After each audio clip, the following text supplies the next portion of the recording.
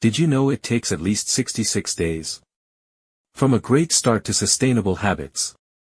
Dear Amelia Emberhart, these past 2 weeks have felt like the beginning of a fresh chapter in my life. I have written almost every day, crafting letters for you, and I have also returned to gym training after years away.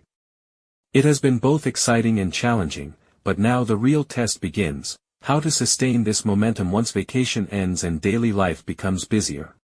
This question reminded me of a fascinating study I recently read by Lally et al. How Are Habits Formed? Modeling Habit Formation in the Real World, 2009. The researchers followed participants as they worked to establish new behaviors and discovered that habit formation follows what is called an asymptotic curve. This means that with repetition, the behavior gradually becomes more automatic, but the improvements are strongest in the beginning and then slow over time as they approach a plateau. For most people, it takes an average of 66 days to reach 95% of that automaticity plateau. However, there is significant variation. Some habits take as little as 18 days, while others require up to 254.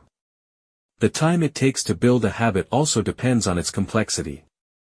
Simpler habits, like drinking a glass of water each morning, tend to become automatic more quickly, while more complex behaviors, such as exercising or creating something daily, take longer. This aligns with my experience. Writing and gym training are both intricate and require deliberate effort. Yet I know the process will pay off if I stay consistent. Consistency over perfection, building habits that stick. One of the study's most encouraging findings was that missing one opportunity does not derail the habit formation process. Skipping a single gym session or blog writing day will not undo the progress I have made. However, missing multiple opportunities, like an entire week, can disrupt the process and make sustaining the habit much harder. This is an important reminder as I prepare to transition back to a busier schedule. It is okay to stumble occasionally, but I cannot let small slips turn into patterns of inaction. Consistency must take priority over perfection. The study also highlighted that habits are strengthened when tied to specific cues in a consistent context. For instance, if I write every morning after my coffee or head to the gym at the same time each day, these cues will help anchor the habits into place. Over time, the actions will become automatic, requiring less mental effort to initiate. Interestingly, the researchers found that intrinsic rewards, doing something because it feels meaningful, are highly effective for habit formation, without the need for external rewards. This resonates with me. Writing these letters and exercising are not just tasks, they are steps toward deeper goals. Writing helps me grow as a thinker and teacher while creating something meaningful for you.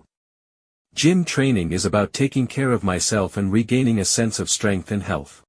The study introduced another concept that I will need to explore further: goal-directed automaticity. This happens when a behavior remains tied to its original purpose and requires flexibility rather than becoming entirely automatic. Since both of my current habits, writing and gym training, are complex and tied to larger goals, they may lean more toward this type of automaticity. I do not fully understand the distinction yet, but it is something I will revisit as I continue this journey. For now, I am focused on building the foundations. Progress will not always be linear, and challenges will arise, but every step forward matters.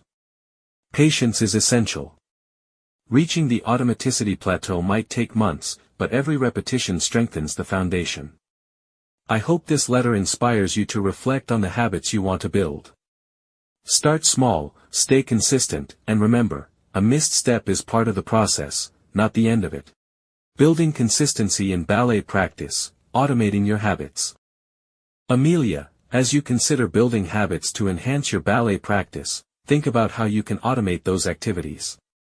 What specific cues could you tie to those practices to make them more automatic? For example, could you do ballet stretches right after school, with your practice area set up and ready? The more consistent the environment, the easier it will be to start and stay engaged. With repetition, those small steps will lead to significant progress over time. You might want to track your practice sessions for a while, seeing how many days in a row you can consistently practice. The goal is to make those practices feel as natural as brushing your teeth. Once you reach that point, you will know you have built a strong foundation for high performance. This approach is not just about consistency, it is about setting yourself up for success and ensuring the action becomes so automatic that it happens almost without thinking. I am excited to see how you apply these insights to your own pursuits. This is your moment. Take command and show us the path.